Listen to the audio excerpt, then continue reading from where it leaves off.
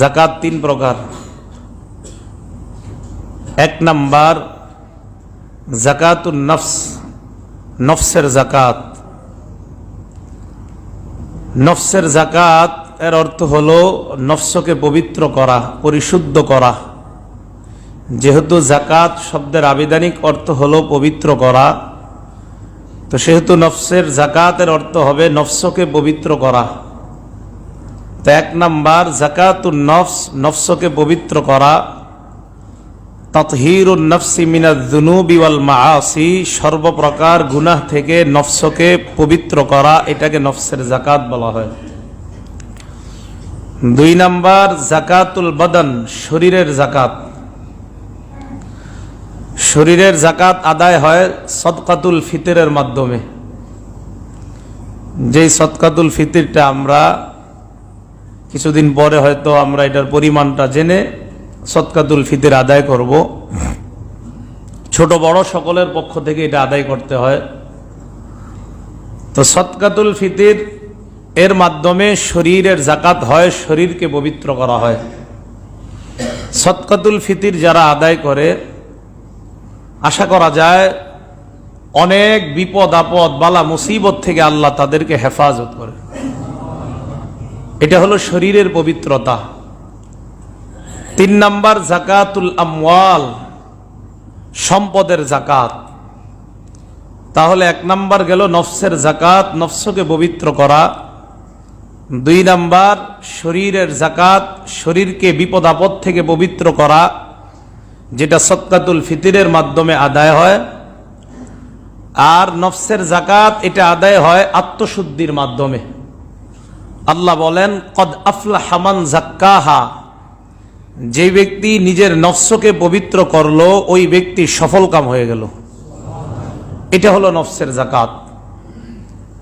শরীরের জাকাত এটা আদায় হয় সদকাতুল ফিতরের মাধ্যমে। তিন নাম্বার জাকাতুল আমওয়াল, সম্পদের জাকাত। সম্পদ আল্লাহ যাদেরকে দান করেছেন এই সম্পদের মাধ্যমেও আল্লাহ মানুষের পরীক্ষা নেন। সম্পদ দেওয়ার পর আল্লাহ পাক রব্বুল আলামিন তাকে অনেক ধরনের পরীক্ষা নিতে পারেন। সূরা কলম 29 নম্বর পারার দ্বিতীয় সূরাটা সূরা আল কলম। এই সূরা আল কলমের 17 নম্বর আয়াত থেকে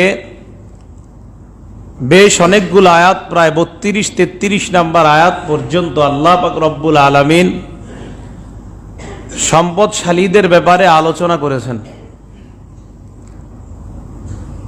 মক্কার মদিনার যারা বড়লোক ধনী মানুষ, তো আরবের মধ্যে ধনী মানুষদের মধ্যে একজন ছিল ওলীদ ইবনে মুগীরা। অনেক সম্পদ ছিল তার। এই ওলীদ ইবনে মুগীরার সম্পদও ছিল, আবার সন্তানও ছিল অনেক। ওলীদ ইবনে মুগীরার পকেটের মধ্যে যেদিন সবচেয়ে তার খারাপ অবস্থা থাকতো ওই দিনও তার 100 দিনার তার পকেটের সম্পদ থাকতো। এটা হলো তার খারাপ অবস্থা সবচেয়ে। এত বড় লোক ছিল ওলীদ ইবনে মুগীরা, 100 দিনার মানে কোটিপতি। এরপরেও তার এটা হলো গরিবী অবস্থা। মক্কা থেকে একটা এলাকা আছে, ওই এলাকায় চোখ যতটুকু যায় এই পরিমাণ তার সম্পদ ছিল। এই ওলীদ ইবনে মুগীরা সম্পদও ছিল, সন্তানও ছিল, বড়াই করত, অহংকার করত, আর বলতো সম্পদ এগুলো আমার নিজের কামাই। আল্লাহ পাক রব্বুল আলামিন এদের ব্যাপারে রাসূল করিম সাল্লাল্লাহু আলাইহি ওয়াসাল্লামকে বলেন ওয়ালা তুতি' কুল্লা হাল্লাফিম মাহিন হাম্মাজিম মাশাইম বিনামিম, বেশি বেশি শপথ করে যে তার আনুগত্য আপনি করবেন না।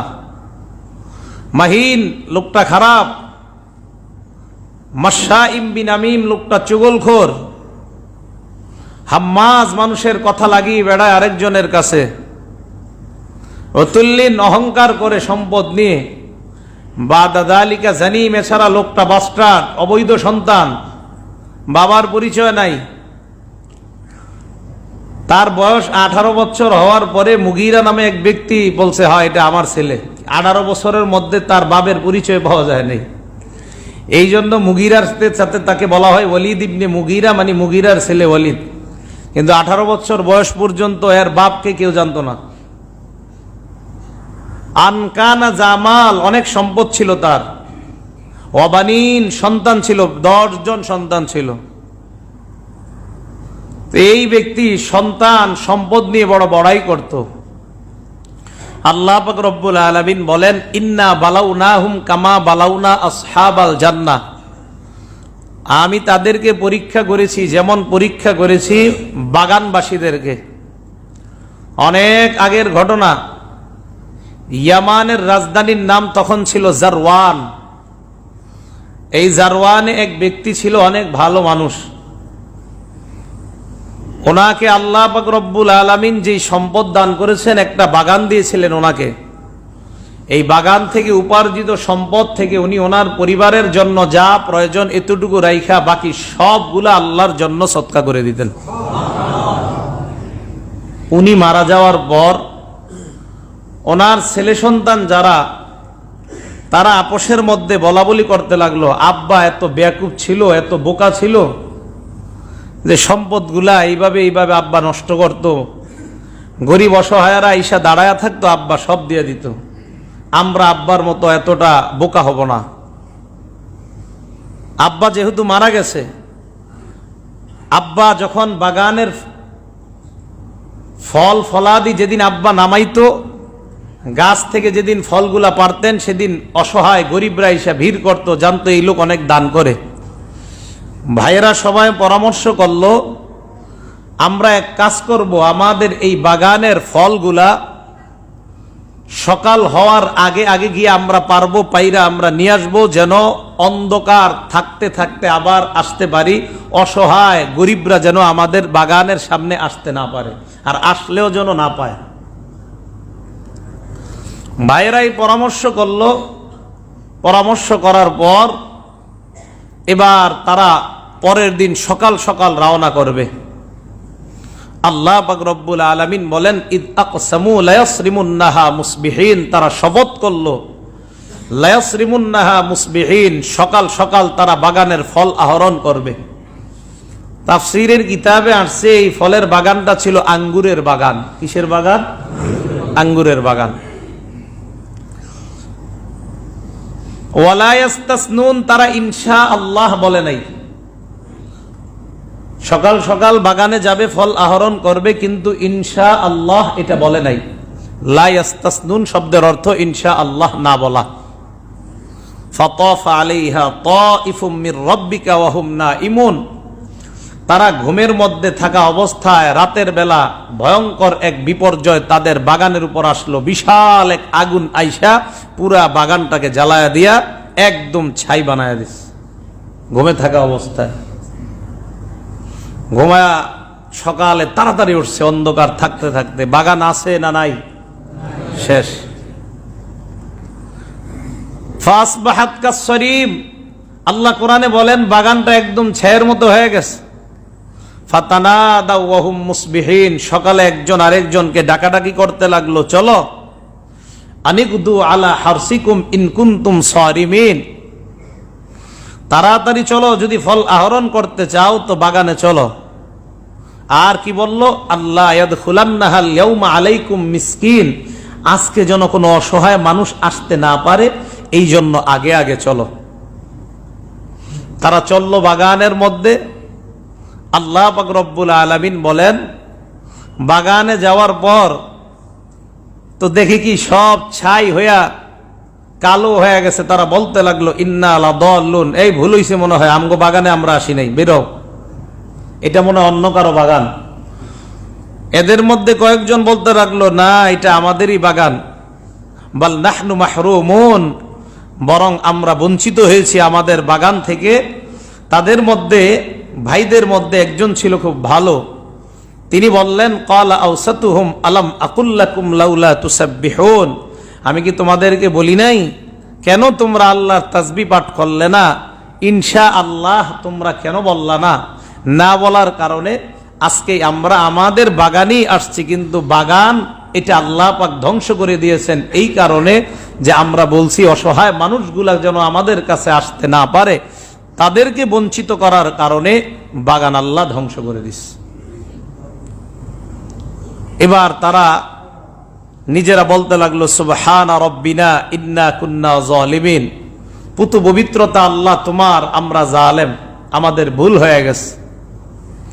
আল্লাহ পাক রব্বুল আলামিন বলেন কাযালিকাল আযাব ওয়াল আযাবুল আখিরাতি আকবার, আযাব এমনই হয়, মনে রাখবা আখিরাতের আযাব আরো ভয়ঙ্কর।